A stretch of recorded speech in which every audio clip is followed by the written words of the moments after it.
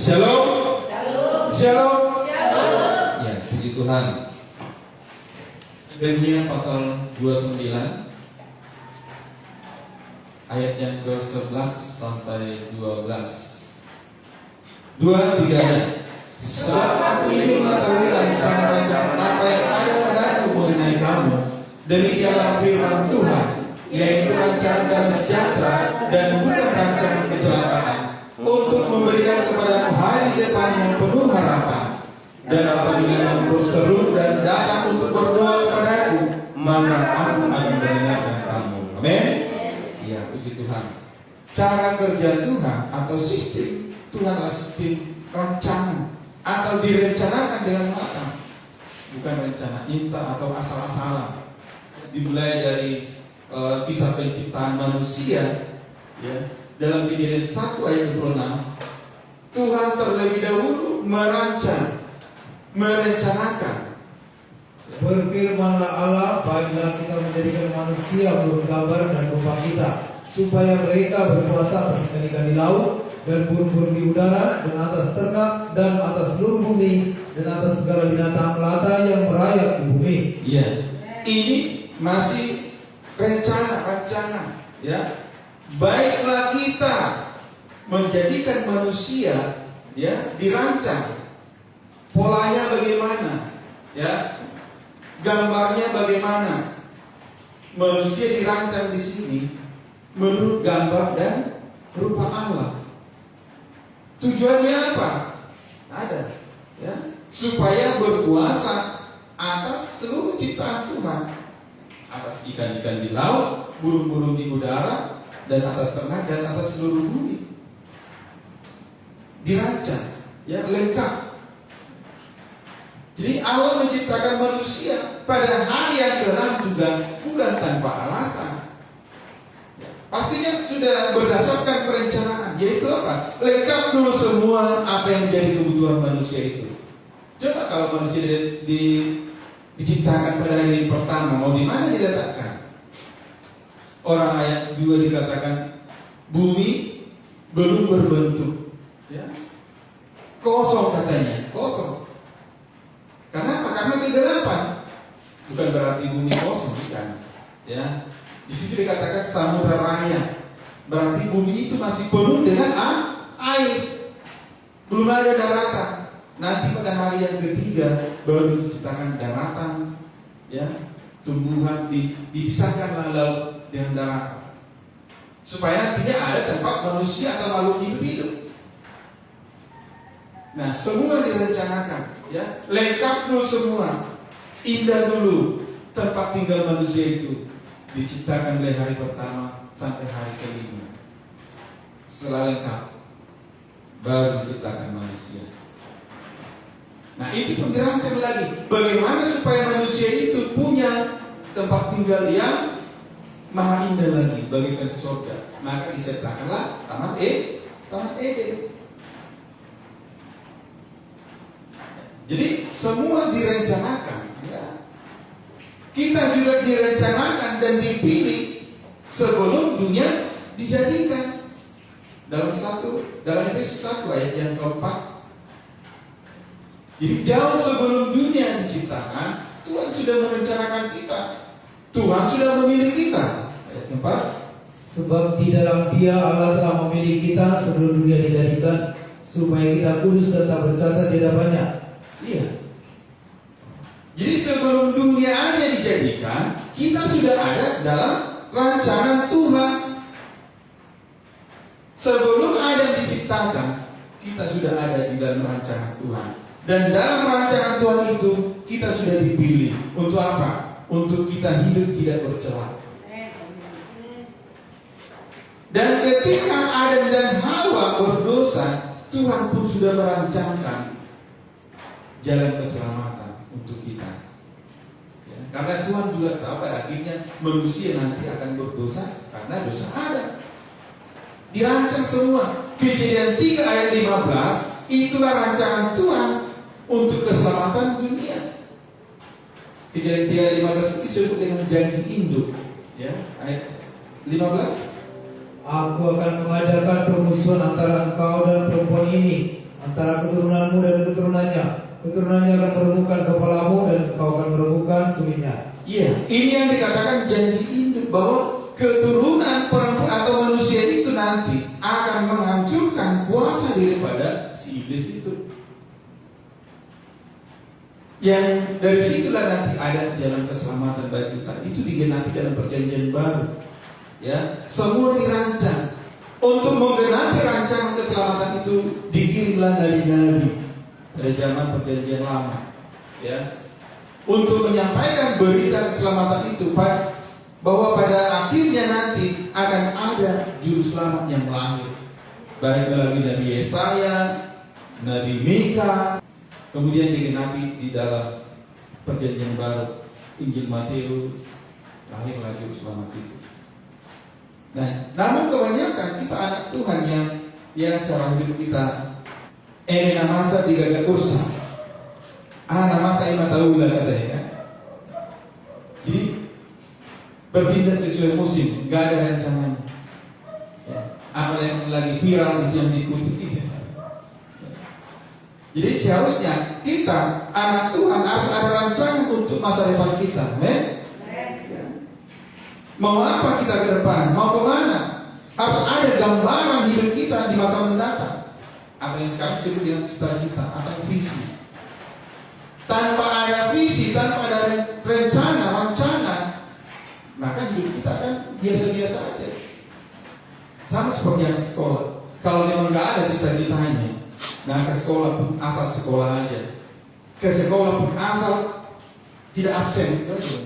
Ya, yang penting di buku absen itu hadir. Ketika belajar, nggak peduli guru mengajar, ya, ada tugas apa nggak peduli, nggak ada tanggung jawab. Itulah kalau nggak ada cita-cita. Coba ada cita-citanya. Aku mau dokter. Kedepan aku mau ini. Nah, karena ada cita-citanya ke depan, dari sekarang pasti dia sungguh-sungguh belajar. Ya. Jadi kalau orang yang nggak ada cita-cita, yang penting asal tamat. Saya dulu waktu SD, yang penting naik itu aja, yang penting naik. Maka kalau misalnya di SD itu atau di rumah, ya kan, ketika penerimaan rapot, selalu yang ditanya berapa ikan mas, kalau nilai merah kan dulu kan disebut ikan mas. Berapa ikan mas katanya? Itu aja. Tapi ya setelah kelas 6, kalau saya kelas 6. Saya mulai berpikir sih. Mulai dari situlah saya mulai berubah. Di SMP saya sudah bisa juara, ke SMK juga juara. Karena sudah berubah pola pikirnya. Nah, jadi kita harus punya visi. Kalau seperti kita dalam rohani, visi kita ke surga. Maka mulai dari sekarang kita tentukan jalan hidup kita. Ya. Kalau kita memang mau ke surga, maka kita harus berjalan di jalan yang benar. Akhirnya di jalan yang lurus. Lurus ke surga, bukan menyimpang lagi nanti. Nah, dari mana kita tahu jalan ke surga? Ya dari firman Tuhan. Dengan demikian kita harus setia beribadah, karena dari ibadah itu yang kita tahu apa kehendak Tuhan. Kemana jalan Tuhan itu yang mana? Karena Yohanes 14 ayat 6 katakan, akulah jalan, kebenaran dan hidup. Maka kita beruntung sebagai orang Kristen, sudah tahu jalan yang benar, sudah tahu jalan yang lurus itu. Kalau yang lain-lain kan masih bertanya, masih mendoakan, tunjukkanlah kami jalan yang lurus itu, katanya. Nah, kita sudah tahu, maka marilah kita berjuang di situ. Memang harus ada perjuangan. Kita mengikuti Yesus bukan berarti hidup kita mulus tanpa cobaan. Ya, Tuhan tidak ada janjikan seperti itu. Nah, jadi sebagai contoh juga kalau kita ingin membangun suatu bangunan, ya rumah atau gedung, apalagi yang sudah bangunan-bangunan besar, ya, pasti ada dulu dibuat gambar rancang bangunnya, lengkap dengan taksasi biaya, bahannya, supaya nanti ke depan udah dimulai pondasi, ternyata biaya nggak mencukupi. Jadi dari awal harus lengkap dulu semua itu, ya. Nah, untuk pengerjaannya tahap pertama berarti bangun dulu pondasi. Secara rohani bangunan dasar kita adalah pembangunan iman, ya, kepercayaan kita kepada Tuhan. Dalam Ibrani 11 dikatakan iman adalah dasar, ya, pondasi. Dari mana datangnya iman? Ya dari firman Tuhan. Ketika kita mendengar firman Tuhan, kita percaya, itulah pondasinya. Itulah dasar kita untuk menjalani, ya, apa yang menjadi visi kita. Ya, namun yang perlu kita, ya, ingat bahwa apapun yang kita cita-citakan, ya, kita harus capai dengan mengandalkan iman kita kepada Tuhan. Amin. Sudah percaya kepada Tuhan, ini yang sering, ya, dilakukan oleh umat Tuhan. Sudah percaya, mengaku percaya kepada Tuhan, tapi nanti yang diandalkan manusia. Maka makin jauh, ya, lama istilahnya prosesnya nanti, ya. Kalau Yeremia 17 ayat yang kelima, ya, sampai nanti katakan kalau kita mengandalkan manusia malah kita terkutuk. Ayat 5 dan 6. Beginilah firman Tuhan, terkutuklah orang yang mengandalkan manusia, yang mengandalkan kekuatannya sendiri, dan yang hatinya menjauh dari ibadah Tuhan. Ia akan seperti semak bulus di padang belantara, ia tidak akan mengalami datangnya keadaan baik. Ia akan tinggal di tanah angus, di padang gurun, di negeri padang asin yang tidak berpenduduk. Iya. Jadi semakin kita mengandalkan manusia, itu sama dengan kita semakin menjauh dari Tuhan. Nah, jangan berharap datangnya dikatakan hari baik, ya. Tidak akan ada itu. Tidak akan datang keadaan yang baik kecuali kita mengandalkan Tuhan. Ayat yang ke-7 dan 8. Diberkatilah orang yang mengandalkan Tuhan, yang menaruh harapannya pada Tuhan. Ia akan seperti pohon yang ditanam di tepi air, yang merambatkan akar-akarnya ke tepi batang air, dan yang tidak mengalami datangnya panas terik, yang daunnya tetap hijau, yang tidak khawatir dalam tahun kering, dan yang tidak berhenti menghasilkan buah. Amin. Ya. Nah, tentunya kita semua menginginkan yang seperti ini. Amin. Ya. Seperti pohon yang ditanam di tepi air, ya. Coba kita lihat lagi mangga yang di depan pastor itu, kan? Udah mulai banyak lagi buahnya. Terus berbuah. Terus berbuah, terus berbuah. Kenapa? Karena di tepi aliran air, walaupun air gitu, ya. Tapi buktinya terus berbuah, ya. Nah, seperti itu yang kita inginkan. Itu bisa terjadi ketika kita mengandalkan Tuhan. Nah, bukti kita mengandalkan Tuhan, kita menaruh harapan kita kepada Tuhan, maka kita harus selalu mendapat asupan, ya, aliran air. Itulah firman Tuhan. Makanya kita jangan sampai absen dalam ibadah. Dari situnya kita dikuatkan. Itunya gizi kita, ya.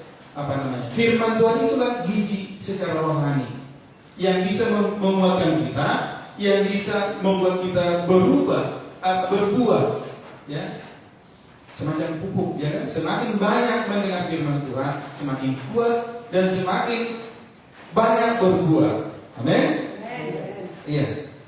Nah, jadi kalau kita sudah ada seperti ini, ya, mengandalkan Tuhan, maka apapun yang kita rancangkan pasti tercapai.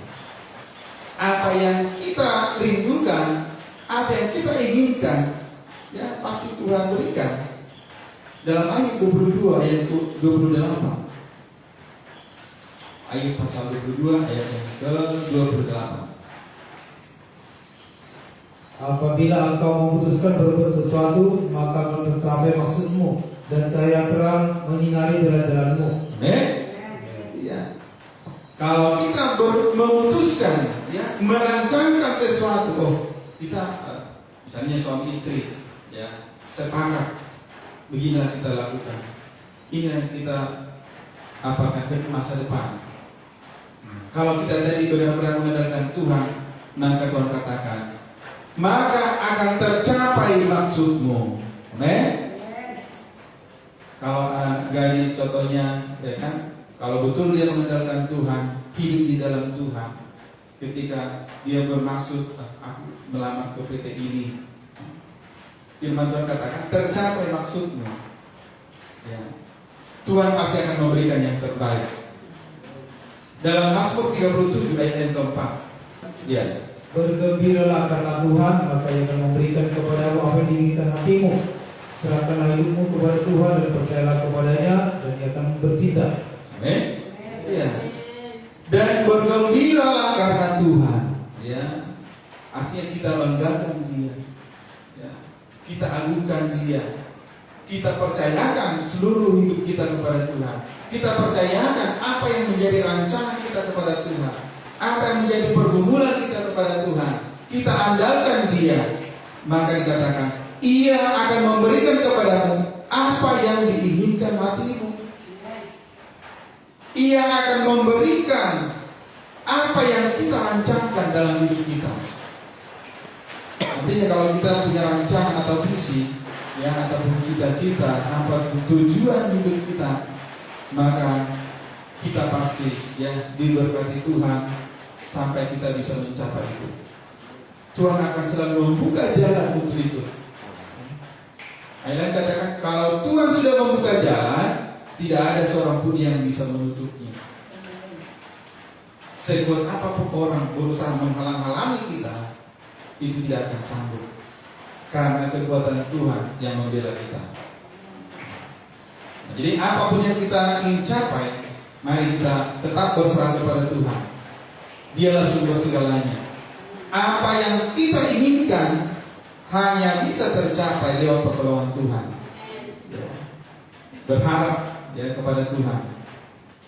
Kita lakukan apa yang menjadi tanggung jawab kita, nanti Tuhan akan melakukan tanggung jawabnya kepada kita. Ya, dan pula kita hanya berdoa lalu duduk-duduk menunggu, nggak ada itu. Ya, Allah juga benci orang malas. Dalam Amsal 6 ayat 6 itu dikatakan, hai pemalas, pergilah kepada semut. Ya, belajar kepada semut. Jadi kita memang mengandalkan Tuhan dalam iman, tapi apa yang menjadi tanggung jawab kita tetap kita lakukan. Kita bekerja, tapi dalam mengandalkan Tuhan. Amen. Ya, tadi katakan, sebab aku ini mengetahui rancangan-rancangan apa yang ada padaku mengenai kamu. Tuhan punya rancangan atas kita semua. Seberapa banyak manusia di dunia ini, mungkin miliar, ya. Ini atau triliun. Semua itu ada rancangan Tuhan. Tuhan sudah punya rancangan, dan jangan kira Tuhan kekurangan buku menulis nama-nama orang di dunia ini, ya. Kuasa Tuhan lebih dari apa yang kita pikirkan. Jadi sebanyak apapun manusia di bumi, ada rancangan Tuhan mengenai dia. Terutama mengenai kita, yang perlu kita ingat bahwa rancangan Tuhan mengenai kita adalah rancangan damai sejahtera. Amen. Bukan rancangan kecelakaan. Nah, lalu bagaimana kalau kita dengar firman seperti ini? Bahwa Tuhan punya rancangan atas kita. Tuhan mengetahui rancangan apa yang ada pada Dia mengenai kita. Tadi dikatakan bukan rancangan kecelakaan, tetapi rancangan masa depan yang penuh harapan. Maka ketika kita mengetahui hal ini, berarti nggak perlu kita ragu, nggak perlu lagi khawatir tentang masa depan. Masalahnya anak-anak Tuhan banyaknya masalahnya di situ, ragu akan hidupnya, tidak percaya masa depannya, sehingga untuk yang sekarang aja dikatakan apa namanya, ya, sering kita membebani pikiran kita untuk masa depan. Yang untuk masa depan, contohnya, apa beras kita udah mau habis, apa untuk di depan, ya. Padahal Tuhan dikatakan sudah merancangkan yang terbaik bagi kita. Seolah-olah, ya, sikap kita itu seperti, ya, seolah-olah kita meragukan kuasa Tuhan. Nah, coba kita ingat bangsa Israel 40 tahun di padang gurun. Mereka kan nggak kerja di PT,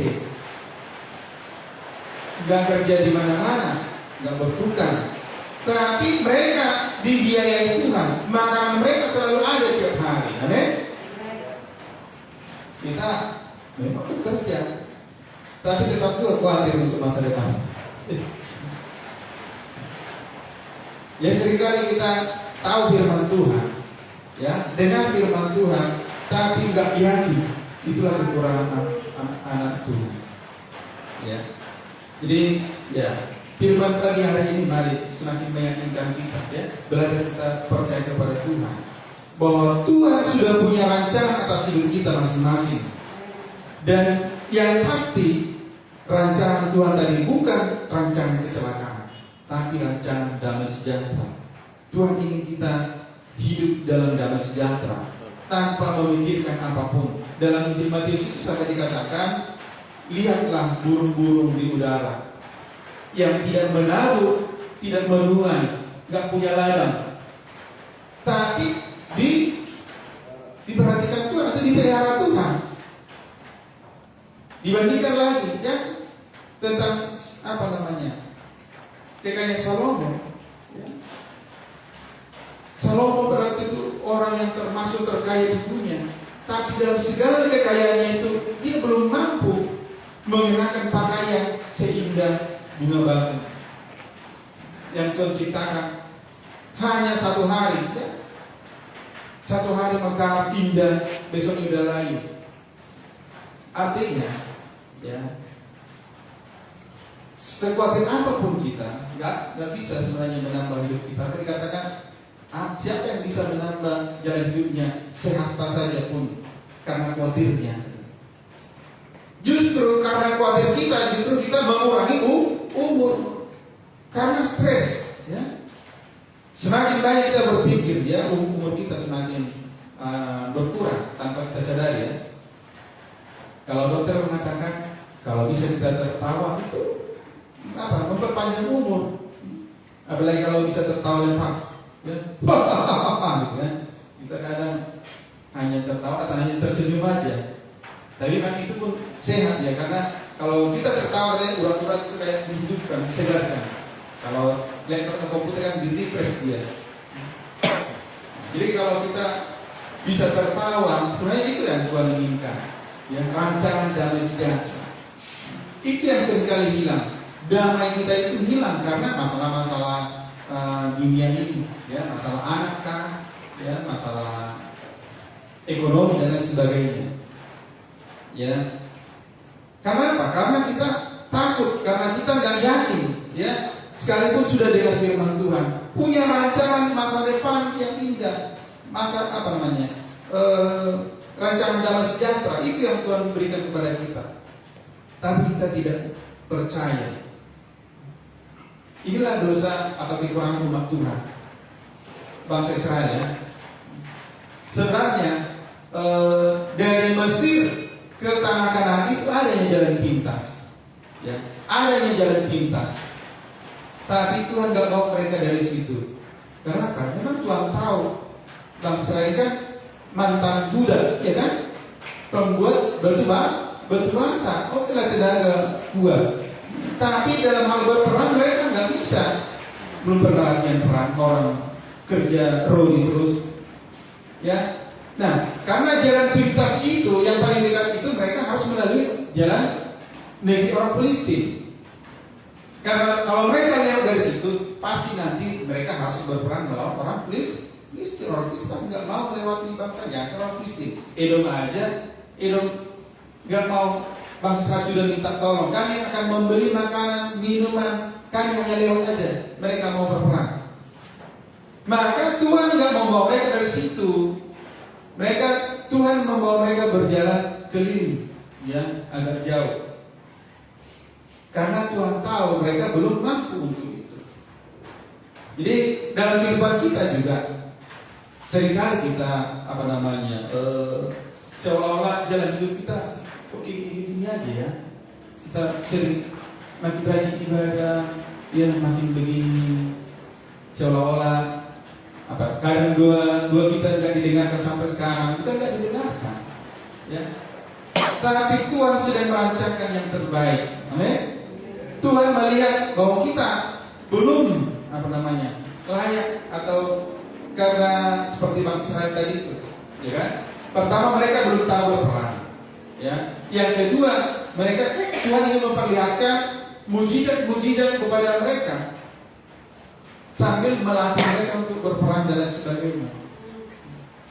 Nah, jadi kalaupun kita lihat, ya, semakin kita rajin beribadah, ya, tapi pergumulan kita seperti nggak dijawab Tuhan, bukan nggak dijawab, ya, tunggu waktunya Tuhan, amin. Ya, bukan waktu kita, tapi waktu Tuhan. Semakin beribadah sepertinya semakin banyak persoalan.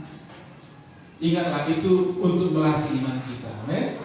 Ya, melatih iman kita supaya kita kuat, supaya nanti ketika kita diberkati, ya, kita tidak menjadi sombong, ya, kita tetap rendah hati. Ayat firman Tuhan katakan, bangsa Israel itu sengaja Tuhan buat makan serba sedikit, ya. Tujuannya katanya untuk merendahkan hati umat itu. Jadi kalau kita tetap bertahan di dalam Tuhan, ya, mengandalkan Tuhan, ya, dalam beribadah kita tulus, jujur, ya, masa depan kita akan tetap menjadi milik kita. Dalam Mazmur 37 ayat 37, perhatikanlah orang yang tulus dan lihatlah kepada orang yang jujur, sebab pada orang yang suka damai akan ada masa depan. Iya. Kalau kita tadi mengikuti kehendak Tuhan, ya, percaya kepada rancangan Tuhan, maka ada damai sejahtera dalam hidup kita. Dan di sini katakan, pada orang yang damai sejahtera ada masa depan. Ya, percaya sepenuhnya kepada rancangan Tuhan, hati kita akan damai. Tapi kalau kita percaya kepada pikiran kita, kalau kita hanya melihat keadaan sekeliling kita, melihat keberadaan kita, damai sejahtera itu pasti hilang.